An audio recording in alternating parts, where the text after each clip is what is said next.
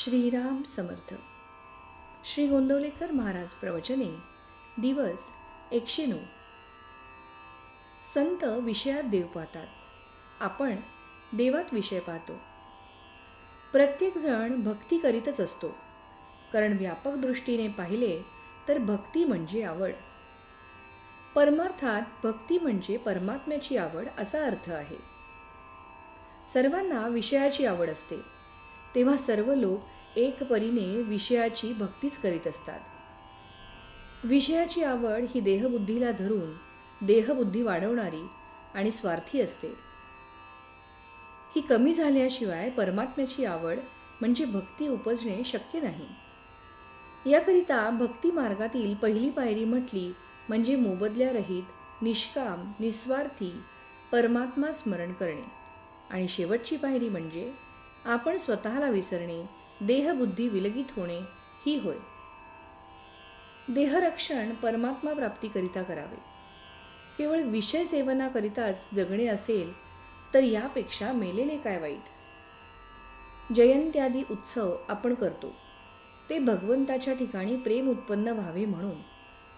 मुळात प्रेम नसेल तर ज्याच्यावर प्रेम असते त्याला आपण जो उपचार करतो तो उपचार करून प्रेम आणायचे असते. प्रेम आणि उपचार यांचा अन्योन्य संबंध असतो. या उपचाराने भगवंताशी संबंध वाढतो आणि त्यामुळे भगवंतावरचे प्रेमही वाढते. आई आपल्या लहान मुलाला दागिने वगैरे घालते. त्याचे त्या लहान मुलाला काही सुख नसते, उलट थोडे दुःखच वाटते. पण त्यामुळे त्या आईला बरे वाटते म्हणून ती तसे करते. भगवंताला आपण दागिने वगैरे घातले तर ते स्वतःकरिताच होय. वास्तविक भगवंताला काय कमी आहे.